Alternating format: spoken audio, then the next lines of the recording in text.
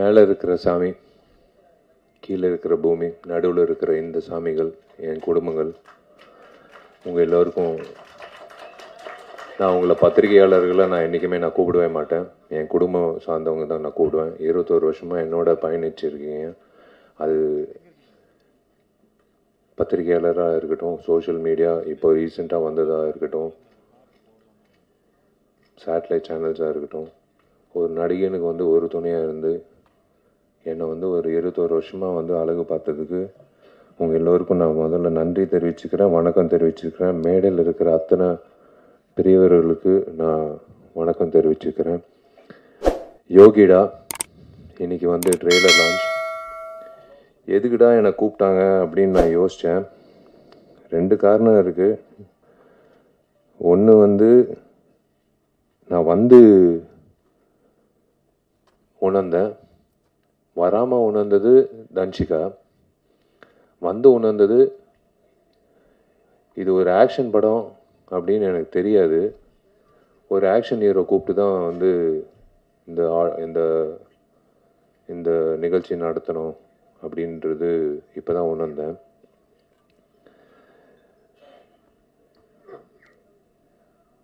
Of course காலையிலேருந்து news போயிட்டுருக்கு. பேரரசு sir சொன்னார், கொஞ்சம் கொஞ்சம் கிசு கிசு விட்டுட்டு அதுக்கப்புறம் போடலான்னு. போதும் சார், கிசு கிசு கிசு கிசு போதும். நல்ல வேலை எங்கள் அப்பா அம்மா இந்த நிகழ்ச்சிக்கு வரல. எங்கள் அப்பா வந்திருந்தாருன்னா பாண்டியன் மாஸ்டர் கிட்ட சேர்ந்துட்டு இருப்பார் தன்ஷிகாவோட. ஏன்னா எனக்கு தெரிஞ்சு என்னை விட தன்ஷிகாவுக்கு ரொம்ப ஃப்ரெண்ட்லியாக இருக்கக்கூடிய ஒரு நபர்னால் எங்கள் அப்பாவாக தான் இருக்கும். அவர் இந்த காட்சிகளை பார்த்துருக்கணும். யோகிடா, of course it's produce by Senthilkumar sir. எனக்கு நல்ல பழக்கம் அவருக்கு. திரு சிவா அவர்கள், Siva textiles, Sridevi textiles in Coimbatore. நான் ஒரு நிகழ்ச்சிக்கு நான் போயிருந்தேன் பல வருஷங்களுக்கு முன்னாடி.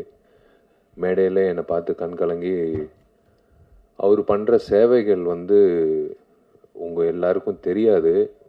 அது தெரியப்படுத்துறது கூட வார்த்தைகளால் சொல்ல முடியாது. நீங்கள் உங்களை எல்லாரும் ஒரு ட்ரிப் எடுத்துகிட்டு போய் அவர் பண்ணுற சேவைகளில் பார்க்கணும். எத்தனையோ பணக்காரர்கள் இருக்காங்க இப்போ நம்ம நாட்டில். ஆனால் இந்த மாதிரி ஒரு சேவை பண்ணணும் அப்படின்ற ஒரு மனசில் இருக்கிற ஒரு உணர்வு உண்மையிலே திரு சிவா அவர்களுக்கு நான் வணங்குகிறேன். Hats off to him and his team. Hats off to his team, hats off to his work, hats off to his initiative. கோஷாலா வச்சுருக்காரு. திரு செந்தில்குமார் சாருக்கு நான் வாழ்த்துக்கள் தெரிவிச்சுக்கிறேன். உங்கள் டீம் திரு தண்டபாணி அவர்களோட பேர் ஒழிச்சிக்கிட்டே இருந்தது கடந்த ஒரு வாரமாக தன்ஷிகா மூலிமா. எப்போ பார்த்தாலும் தண்டபாணி என்ன தண்டபாணி என்ன தண்டபாணி என்ன அப்படின்னு பேசிகிட்டே இருப்பா. யாருப்பா அந்த தண்டபாணி அப்படின்னு பார்க்கும்போது இப்போ தான் நான் அவரை சந்தித்தேன். பாண்டியன் மாஸ்டர், எனக்கு அந்த வாய்ப்பு கிடைக்கல உங்களோட பயிற்சி பண்ணுறதுக்கு.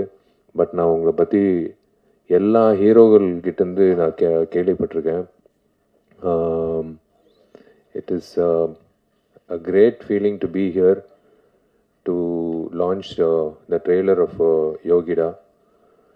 யோகிடா கூடிய சீக்கிரம் ரிலீஸ் பண்ணுங்கள் சார். டெஃபினட்டாக ஃபஸ்ட்டு நான் ஐஸ்வர்யா ரகுபதிக்கு நான் ஒரு விஷயம் சொல்லிக்கிறேன். உன் தைரியத்தை நான் பாராட்டுறேன்.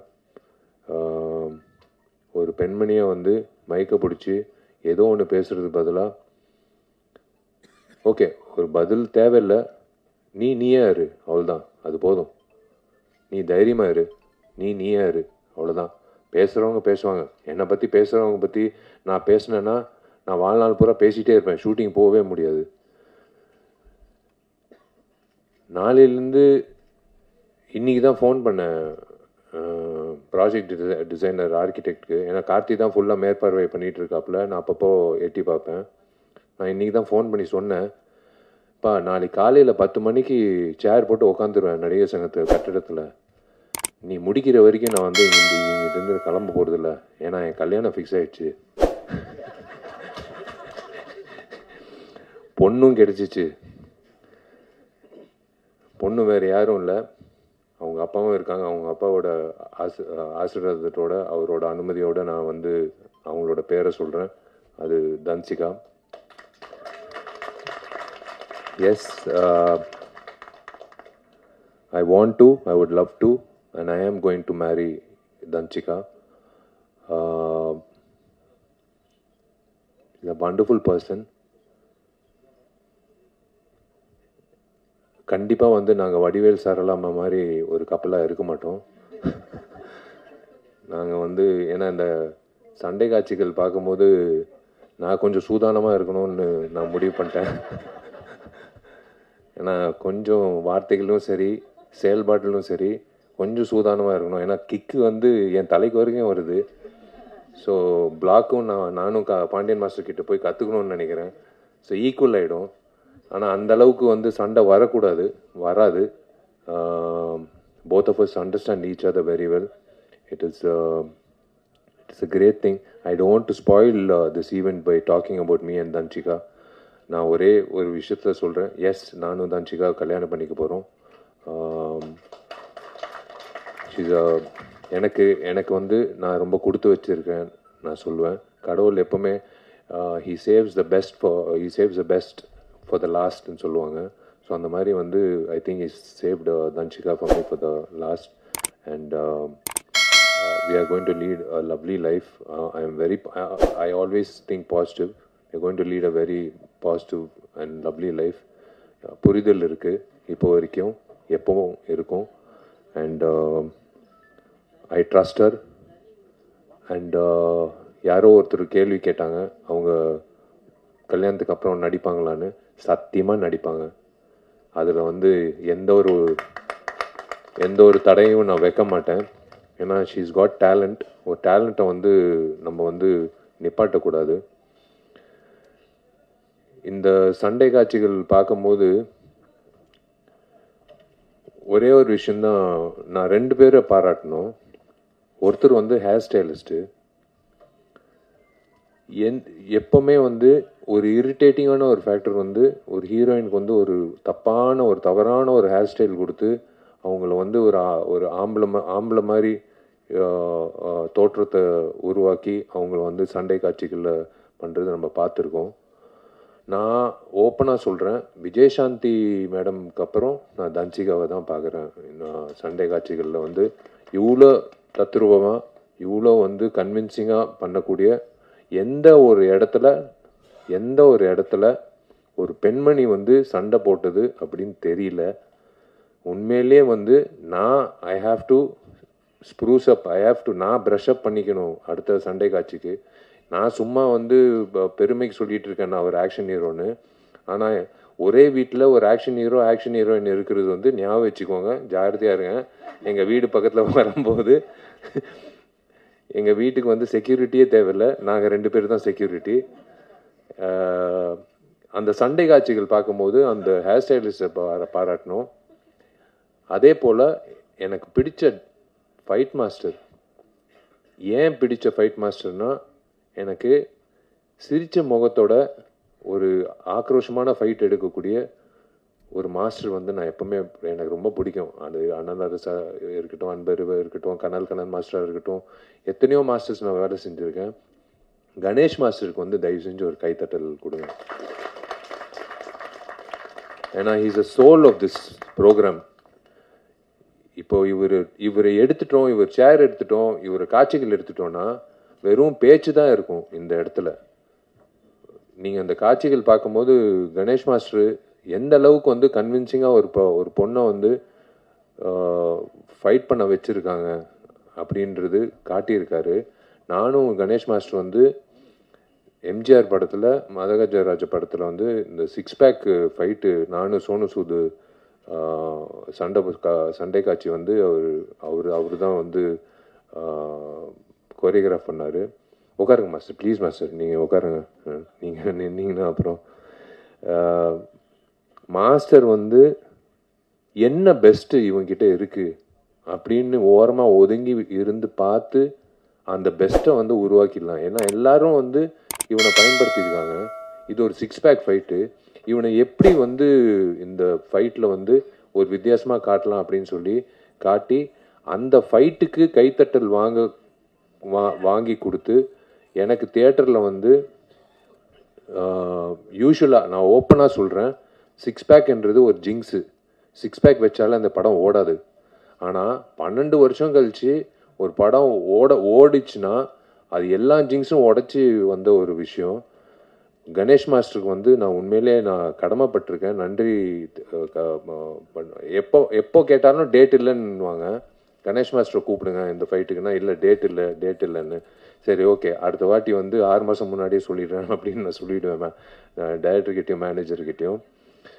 எங்கிட்ட இருக்கிற உதயகுமார் சாரு, பேரரு சாரு, என் டார்லிங் ஜவஹர் மித்ரன் சாரு, எல்லாரும், military director sir, Sasikumar sir, Bhoopathi sir, director Gautham Krishna, all the very best. Welcome to the industry. நான் வெல்கம் டு த இண்டஸ்ட்ரின்றது வயசில் சின்னவன் தான், ஆனால் பொறுப்பில் பெரியவன். நீங்கள் வந்து I would love to welcome you to the industry. நீங்கள் நிறைய பெரிய படங்கள் பண்ணோம். நீங்கள் வந்து இந்த மாதிரி ஒரு இது ரிஸ்க்குன்னு நான் சொல்ல மாட்டேன். நீங்கள் வந்து ஒரு ஏதோ ஒரு நம்பிக்கையில் வந்து தன்சிகா வச்சு இந்த சண்டை காட்சிகள் வச்சு பண்ணியிருக்கீங்க. எனக்கு ரொம்ப பிடிச்ச சண்டை காட்சி வந்து அந்த தேசிய கொடி சண்டை காட்சி. எனக்கு புல்லரிச்சிச்சு. ஏன்னா இன்றைக்கி 2 பெண்மணிகள் தான் என்கிட்ட இன்னைக்கு இந்த போர் நடக்குது. இந்த சண்டை காட்சியில் வந்து ஒரு தேசிய கொடி பற்றி வசனங்கள் யார் எழுதுனாங்கன்னு தெரில. யார் எழுதுனாங்க?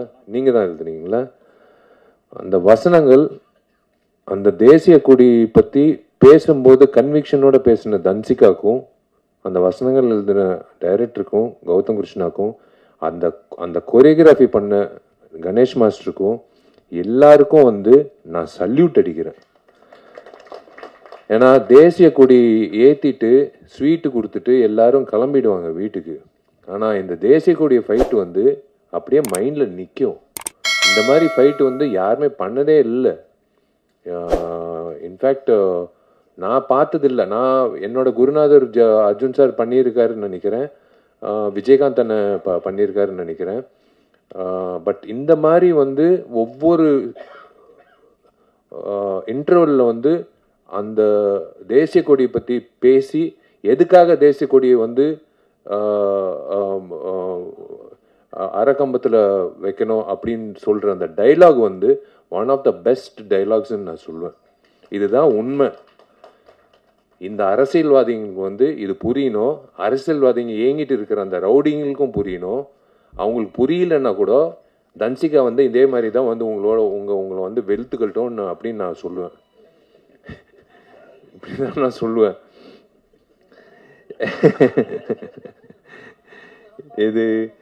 இது வந்து இவங்களை ஹவுஸ் ஒய்ஃப்னு சொல்றதா, இல்லை வந்து என்னோட சோல்மேட்டுன்னு சொல்றதா, இல்லை என்னோட பெஸ்ட் ஃப்ரெண்டுன்னு சொல்றதா, இல்லை என்னோட பாதின்னு சொல்றதா எப்படின்னு எனக்கு தெரியாது. ஆனால் தன்சிகா பொறுத்த வரைக்கும் நான் வாழ்நாள் பூரா அவளை நல்லா இதே மாதிரி சிரிச்ச முகத்தோட வச்சுக்கணும்னு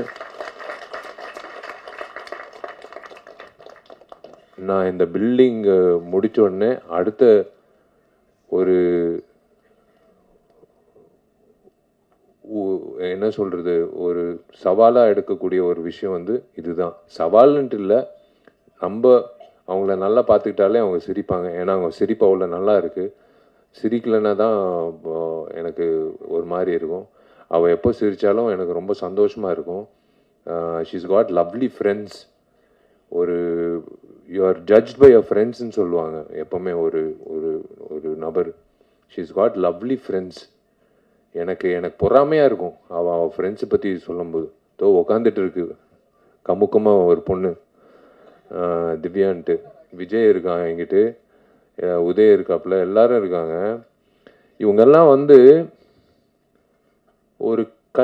ஒரு சந்தோஷமான காலத்தில் இருக்கிறதெல்லாம் ஃப்ரெண்ட்ஸு ஓகேங்க, அதெல்லாம் வேற விஷயம். கஷ்ட காலத்தில் தூக்கி நிப்பாட்டி வா தட்டி கொடுத்து நீ எந்திரிச்சு வா, ஒன்றும் பிரச்சனை இல்லை, வா பார்த்துக்கலாம், எல்லாமே பார்த்துக்கலாம் அப்படின்னு சொல்லி getting back that person on their feet ஒரு ஆஸ்கர் அவார்டுக்கு சமம். நான் ஓப்பனாக சொல்கிறேன். இது வந்து எனக்கு இந்த மாதிரி ஃப்ரெண்ட்ஸு இருக்காங்க. நான் அதனால தான் சொல்கிறேன்.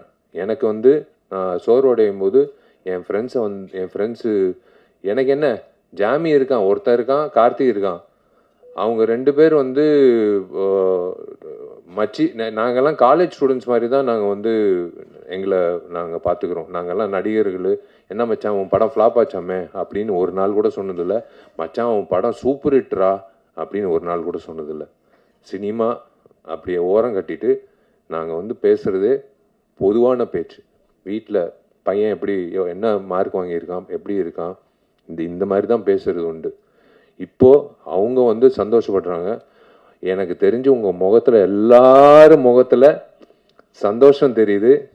முக்கியமாக மீனாட்சி சுந்தரம் முகத்தில் சந்தோஷம் தெரியுது. அவர் வந்து மெசேஜ் போட்டார், அனுபமா மெசேஜ் போட்டுச்சு, தேவராஜ் சார் மெசேஜ் போட்டார். எல்லாரும் அதான் நான் சொல்கிறேன்ல, உங்களை எல்லாரும் நான் வந்து பத்திரிகையாளராக நான் பார்த்ததே கிடையாது. நீங்கள் நல்லது எழுதினாலும் நான் வந்து தேங்க்ஸ் சொன்னது கிடையாது. நீங்கள் என்னை பற்றி கெட்டது எழுதினாலும் நான் வந்து உங்களை வந்து கேள்வி கேட்டதும் கிடையாது. ரேகா என்னோட க்ளோஸ் ஃப்ரெண்டு எங்கிட்ட உட்காந்துருக்கா. ரொம்ப நாள் கழிச்சு உன்னை பார்க்குறேன். ரொம்ப சந்தோஷம். I am happy that you're part of this. இதோ இங்கிட்ட உட்காந்துருக்க இந்த ராதிகா எவடி அவ இந்த ஆட்டம் போடுறா அப்படின்ட்டு அவனிவனில் வந்து ஒரு டைலாக் சொல்லுவோம். உட்காருமா. எனக்கு வந்து ஃபஸ்ட்டு 5 நாள் வந்து நான் இப்போ பொண்ணு வேஷம் போட்டுக்கிட்டு போய் நிற்கும் போது பாலாண்ணக்கிட்ட இல்லை நீ பொண்ணு மாதிரி இல்லை, நீ என்ன பண்ணு, பக்கத்தில் இருக்கிற இப்போ பெண்களோடலாம் நீ இனிமேல் ஆண்கள் சாவகாசம் வச்சுக்காத. சார் புரியல சார். நான் அங்கிட்டு இருக்கிற எல்லாம் பெரிய குளத்தில் எல்லாம் வந்துடுவாங்க. டே விஷால் இப்போ பொம்பளை வேஷம் போட்டிருக்காங்கடான்னு சொல்லிட்டு ஒரு 1000 பேர் வந்துடுவாங்க. எல்லாம் அந்த பெண்மணிகளோட போயிட்டு நீ அவங்களோட ஏறு அப்படின்னு சொல்லிட்டு, சரி சார் அப்படின்னு சொல்லிட்டு போயிட்டு 5வது நாள் 6வது நாள் வந்து நான் போய் பாலாண்ணக்கிட்ட சொல்கிறேன், சார் எனக்கு ராதிகா அவங்க அப்போ தான் அவங்க பேரே தெரியும். எனக்கு பழக்கம் கூட இல்லை. எனக்கு இன்னொன்று சுமதி, ராதிகாவும் சுமதி எனக்கு கூட இருந்தால் நீங்கள் ஒரு வாட்டி ஒரு டான்ஸ் மட்டும் சந்தோஷமாக இருந்தது. பாட்டு சூப்பர் ஹிட்டு. அதுக்கப்புறம் பயணித்தோம். we have done lot of songs. she also we traveled abroad. ரொம்ப சந்தோஷம். இந்த படத்தில் பாடல்கள் இருக்குமா அப்படின்னு டவுட்டாக இருக்குது. ஏன்னா 6 சண்டை காட்சிகள் இருக்குது. என் படத்துல 3 சண்டை காட்சிகளோ 4 சண்டை காட்சிகள் தான் இருக்கும். இந்த படத்தில் 6 சண்டை காட்சிகள் இருக்குது. அப்படின்னா 6 லீடுக்கான சூடு. இப்படியே போனால் வந்து ஸ்க்ரீன் பிளே வந்து விறுவிறுப்பாக இருக்கும்னு அதுலேயே தெரியுது. ஏன்னா சும்மா வந்து ஒரு சண்டை காட்சி சும்மா தஞ்சிக்கா நீ போய் அந்த 6 பேர் போய் அடிச்சுட்டு வா அப்படின்ட்டு யாரும் சொல்ல முடியாது. அப்போ அடிக்கிறதுக்கு ஒரு காரணம் இருக்கணும். அந்த காரணத்துக்கு ஒரு ஒரு ஒரு விஷயம் நடந்திருக்கணும். அந்த விஷயம் நடந்ததுக்கு வந்து யாரோ ஒருத்தர் எதிர்ப்பு தெரிவிச்சிருக்கணும். இதுதான் ஸ்க்ரீன் பிளே. இந்த ஸ்க்ரீன் பிளே இப்படி இருக்கும்போது 6 சண்டை காட்சிக்கு இந்த மாதிரி ஸ்க்ரீன் பிளே இருக்கும்போதே படம் வந்து பாதி வெற்றி. நான் இப்போயே சொல்கிறேன் இந்த மேடையில், இந்த படம் பாதி வெற்றி. மீதி வெற்றி வந்து மக்கள்கிட்ட போய் சேர்க்கறது வந்து செந்தில் சார் வந்து சேர்த்துருவார். ஏன்னா அவர் டிஸ்ட்ரிபியூட்டர், அவர் பக்காவாக சேர்த்துருவார். எனக்கு தெரியும். இந்த மாதிரி படங்கள் ஓடணுங்க. இந்த மாதிரி படங்கள் ஓடணும். நான் திரும்ப சொல்கிறேன், இந்த மாதிரி என் படம் ஓடணும் அப்படின்னு நான் நான் என்றைக்குமே வந்து தனித்தன்மையாக நான் நினச்சது கிடையாது. எல்லா படங்களும் ஓடணும். இன்னைக்கு மாமன் DD 2 ரிலீஸ் ஆகிருக்கு. அதுக்கு முன்னாடி ரிலீஸ் ஆகிருக்கு. எல்லா படங்களும் ஓடணும். அப்படி தான் ஆரோக்கியமாக இருக்கும். ஏன்னா தியேட்டருக்கு வந்து படம் பார்க்கும்போது நாங்கள் எப்படி யோசிச்சு பாருங்கள், 12 வருஷம் கழிச்சு ஒவ்வொரு வருஷமும் நானும் சுந்தர் சார் வந்து அடுத்த வருஷம் வந்தாலும் ஜெயிக்குஞ்சி வாங்க போகலாம். அவர் வந்து ப்ரொடியூசர் வந்து வருஷம் ஒரு காரணம் சொல்லுவாங்க. கடைசியில் வந்து CBI எல்லாம் சொன்னார் காரணம். CBIனால இந்த படம் ரிலீஸ் ஆகலான்னு. ஏங்க சிபிஐக்கும் எம்ஜிஆருக்கும் என்னங்க சம்மந்தம் அப்படின்னு கேட்டோம். இல்லை CBIனால ஒரு சரி 12 வருஷம் கழிச்சு கடவுளாக பார்த்து 9 நாள் லீவு கொடுத்தாரு. டேய் இருங்கடா சுந்தர், நீ வேறு படங்கள் பண்ணிட்டு போ, விஷால் நீ வேறு படங்கள் பண்ணிட்டு போ, உங்களுக்கு ஒரு டேட்டுக்கு ஒரு தேதி குறித்து கொடுக்குறேன் அப்படின்னு சொல்லி 9 நாள் கொடுத்தாரு. பட்டையை கிளப்பிடுச்சு. பழைய படம் மாதிரி இல்லைன்னு ரிப்பீட் ஆடியன்ஸு. எனக்கு ஒரு தியேட்டர் மேனேஜர் ஃபோன் பண்ணி, சார் வீடியோ காலில் வரீங்களா சார்? ஏன் என்ன விஷயம்னு ஒரு பெரிய தியேட்டரு. இல்லை சார் இது நீங்கள் பார்த்தே ஆகணும் சார், எல்லோரும் ஸ்க்ரீன் மேலே ஏறி இதெல்லாம் 10 வருஷம் முன்னாடி பார்த்துருக்கோம் சார், பேப்பரெல்லாம் தூக்கி போட்டு ஸ்க்ரீன் மேலெல்லாம் ஆடிட்டு இருக்காங்க சார், புது ஸ்க்ரீன் போட்டிருக்கோம் சார், என்ன சார் பண்ணுறது? அதுக்கு என்னையா நான் பண்ண முடியும்? உன் ஸ்க்ரீனை காப்பாற்றுறது நான் என்ன பண்ண முடியும்? நீ செக்யூரிட்டி வச்சு நீ அவங்கள கீழே இறக்கு. இல்லை சார் ஒரு வகையில் சந்தோஷமாக இருக்குது, ஒரு வகையில் பயமாக இருக்குது சார். நீங்கள் பாடின பாட்டுக்கு டான்ஸ் ஆடுறாங்க சார். நான் சத்தியமாக சொல்லு, என் பாட்டுக்கு நான் பாடின பாட்டுக்கு டான்ஸ் ஆடுறாங்களான்னு. சார் உங்கள் பாட்டுக்கு தான் சார் ரிப்பீட் ஆடியன்ஸ் வர்றாங்கன்னு. சரி கலிகாலம் நம்ம பாடின பாட்டுக்கு அதில் வேற விஜய் ஆண்டனி என்னை கான்சர்ட்டில் வேற கூப்பிட்டு என்னை பாட வச்சாரு. அதில் வேற பிளாக்ல டிக்கெட் வாங்கி என்னை பாடுறது பார்க்க வந்தாங்க. இதெல்லாம் நடக்கிறது அபூர்வமான விஷயம். அந்த மாதிரி ஒரு அபூர்வமான விஷயம் யோகிடால நடக்கணும். இந்த டீம், இந்த யோகிடா டீம் கண்டிப்பாக இதே சிரிச்ச முகத்தோட வெள்ளிக்கிழமை மதியம் ஷோ முடியும் போது இந்த சிரிப்போட தான் அவங்க வீட்டுக்கு போய் அவங்க குடும்பத்தில் அவங்க அவங்களோட சந்தோஷத்தை பங்கேற்கணும்னு நான் ஆசைப்படுறேன். அது ப்ரெஸ்ஸு அப்படின்ட்டு எல்லாரும் சொல்கிறாங்க. நான் சத்தியமாக அந்த வார்த்தையை யூஸ் பண்ண மாட்டேன். என் குடும்பம் எல்லா படங்களும் ஒரே மாதிரி தான் பார்க்குறீங்க. நான் சொல்லணும்னு அவசியமே கிடையாது. என்னோட டார்லிங் ரியாஸும் என்னோட டார்லிங் ஃபராஸும் 2 பேரும் இந்த படத்தை கண்டிப்பாக ஒரு டூலாக இருந்து உங்களுக்கு சேர்த்துருவாங்க. என்னென்ன விஷயங்கள் இருக்குன்றது உங்களுக்கு சேர்த்துருவாங்க. முதல்ல நான் ஹீரோ ஆவேன் அப்படின்னு சொன்ன ஆள் யார் தெரியுமா? இங்கிட்ட உட்காந்துருக்காரு. முதல்ல எனக்கு தெரியாது, 12ஆம் கிளாஸ் படிச்சுட்டு இருக்கேன். நான் பால்கனியில் நின்றுட்டுருக்கேன். எனக்கு சினிமா இயக்குனர் ஆகணும்னு ஆசை. அப்போ உதயா எல்லாரும் கீழே வெயிட் பண்ணிட்டு இருந்தாங்க மொபைலில், உதயா வெங்கட் எல்லாரும். ஒருத்தர் சொன்னார், தம்பி நீ ஹீரோ ஆகன்ட்டு. இங்கிட்ட இருக்காரு. அது யார் தெரியுமா? தோ அங்கிட்டு உட்காந்துருக்காரு, துளசி பழனிவேல். அவர் என்ன வச்சு சொன்னாருன்னு எனக்கு தெரியாது, என் முகத்தில் என்ன இருந்ததுன்னு தெரியாது. அவர் ஆணிகரமாக சொன்னார், நீ ஹீரோவ, நீ பெரிய ஹீரோவ அப்படின்னு சொன்னார். நான் ஒவ்வொரு வாட்டி அவரை பார்க்கும்போது என்னை வியந்து நான் பார்ப்பேன். எப்படி இந்த மனுஷன் இவர் ஜோசியர் ஆகலான்னு நினைக்கிறேன், சினிமா ஜோசியர் ஆகலான்னு நினைக்கிறேன். இவர் எனக்கு ரொம்ப சந்தோஷமாக இருக்குது உங்கள் எல்லாரையும் சந்திச்சதில். யூஸ்வலாக தன்ஷிகாவோட அப்பா இங்கிட்ட இருக்காரு. அவரோட பர்மிஷன் வச்சே நான் சொல்கிறேன். நான் ஆக்சுவலாக இந்த யோகிடா ஃபங்க்ஷனை பயன்படுத்திக்கிட்டு நான் என்னோடய பர்சனல் விஷயம் நான் பேசக்கூடாது. பட் இருந்தாலும் இருக்கே என்னோட சோல்மேட் தன்ஷிகா, இதுக்கு மேலே நாங்கள் மூடி மறைக்க விருப்பப்படல. உங்கள் எல்லோருக்கும் நீங்கள் என் குடும்பம் சார்பாக, என் குடும்பம் சார்ந்தவங்களா நான் உணர்ந்து நான் உங்ககிட்ட வெளிப்படையாக சொல்கிறேன். ஆமாம், நான் தன்ஷிகாவை முழுமையாக லவ் பண்ணுறேன். நான் தன்ஷிகாவை தான் நான் கல்யாணம் பண்ணிக்க போகிறேன். உங்கள் எல்லாருக்கும் அழைப்பு வரும். நீங்கள் எல்லாரும் வரணும். நீங்கள் எல்லாரும் எங்களை வாழ்த்தணும். நாங்கள் மறுபடி நடிகைகளா உங்களை மறுபடி சந்திப்போம், அது வேறு விஷயம். ஆனால் ஒரு கப்புலாக நாங்கள் ஒரு சந்தோஷமான ஒரு தருணத்தில், எல்லா தருணத்துலேயும் என் குடும்பத்தை நான் உங்கள் எல்லாரையும் நான் சந்திக்கணும். எனக்கு ரொம்ப சந்தோஷமாக இருக்குது. நான் செந்தில் சாருக்கு நான் நன்றி தெரிவிச்சுக்கிறேன் இந்த மேடை எனக்கு அமைச்சு கொடுத்ததுக்கு. ஏன்னா நான் இதுக்கு மேலே நான் அனௌன்ஸ் பண்ணலைன்னா தப்பாயிடும். தன்ஷிகா இதே மாதிரி ஒரு கிக்கு வீட்டில் போய் கொடுத்தா கூட பரவாயில்ல, அது நான் தாங்கிக்கிறேன். நான் சொல்லி தான் ஆகணும். Yes, again I'm saying, I am totally in love with Dhanshika. நான் தன்ஷிகாவை நல்லா பார்த்துப்பேன். நான் தன்ஷிகாவை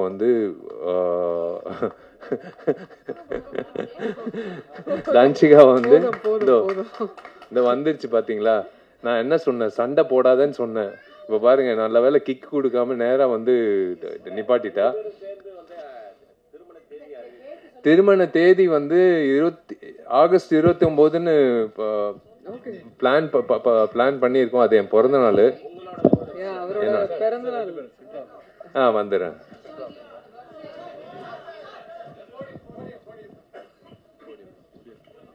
ஏன்னா இந்த மைக்கு பிடிச்சா அது வேற பிரச்சனை ஆயிடும். அதனால தான்.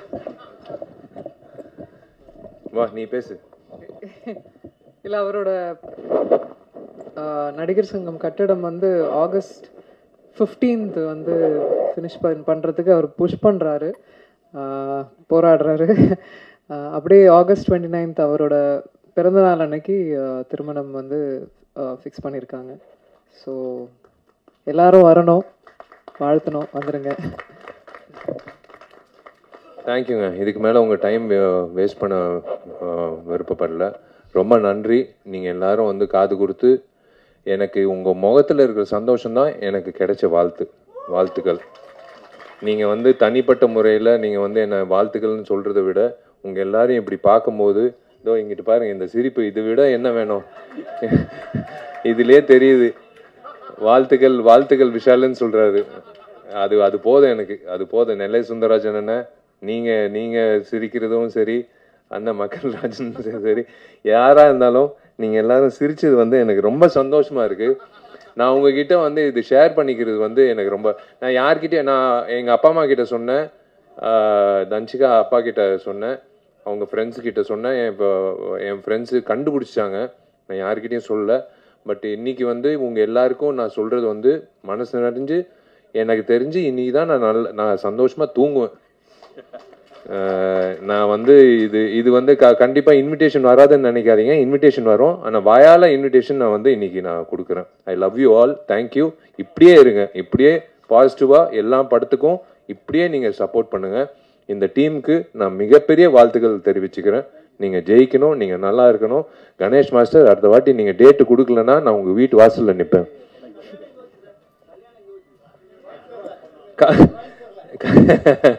இல்லை, கல்யாணம் என்ன அதெல்லாம் ஒன்றும் முடிவு பண்ணல. பொண்ணு இப்போ தான் முடிவு பண்ணியிருக்கேன். நான் இதை எல்லாமே முடிவு பண்ணிட்டேன்னா அப்புறம் வந்து யோகிடா மாதிரி ஆகிடும், கிக்கு தான் வரும்.